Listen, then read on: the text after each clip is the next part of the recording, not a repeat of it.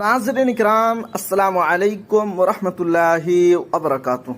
बहुत ही अहम खबर है मदरसा बोर्ड के ताल्लुक से, ख़ास तौर से लेटर नंबर 775 जो 25 जून को निकाला गया है, जिसके ज़रिए से मुल्हक्का मदारिस के इंतज़ामिया कमेटी पर रोक जो लगा दिया गया है, जिनके 3 साल पूरे हो गए हैं, उसी के ताल्लुक से बहुत ही अहम खबर है। तो खबर क्या है आपको शुरू से पढ़कर सुनाता हूँ। मदरसा बोर्ड के एक्टिंग एडमिनिस्ट्रेटिव को मदरसा इंतजामिया कमेटी पर रोक लगाने का इख्तियार नहीं। आइन की दफा 28, 29, 30 में दिए गए अक़लियतों के इख्तियारात के खिलाफ वर्जी है। तो क्या है पूरी खबर आपको शुरू से पढ़कर सुनाता हूँ। पटना, अब्दुल क़य्यूम अंसारी सेक्रेटरी अंजुमन तरक्की उर्दू बिहार ने प्रेस बयान जारी कर कहा है कि बिहार स्टेट मदरसा एजुकेशन बोर्ड के लेटर नंबर 775 मोरखा 25 जून के जरिया पूरे बिहार के 3 साल पूरे होने वाले तमाम मुल्हक्का मदारिस के इंतजामिया कमेटी पर रोक लगा दिया गया है।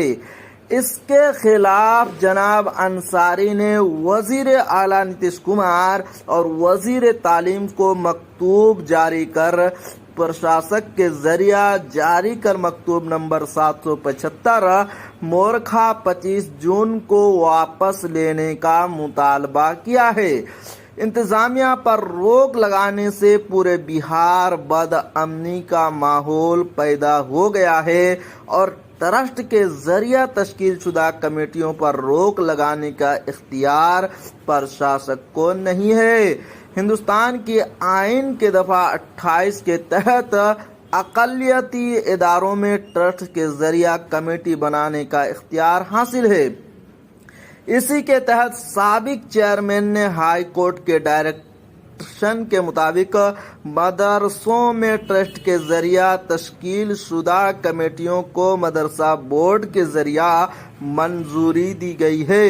हिंदुस्तान के आइन के दफा 29 और 30 के तहत अपनी मर्जी के मुताबिक इदारा खोलने और अपनी मर्जी के मुताबिक इंतजामिया कमेटी के जरिया इदारा चलाने का इख्तियार दिया है। इस सिलसिले में राइट टू एजुकेशन एक्ट 2009 में तरमीम करते हुए महकमा तालीम हुकूमत हिंद ने 23 नवंबर 2011 के जरिया रियासती हुकूमतों को हिदायत जारी किया है कि अक़लियती इदारों को हिंदुस्तान की आइन के दफ़ा 29 और 30 में दिए गए इख्तियारात में मुदाखलत ना किया जाए। तो जी हाँ नाजरीन, ये थी आज की बहुत ही अहम खबर मदारिस के इंतज़ामिया कमेटी को लेकर।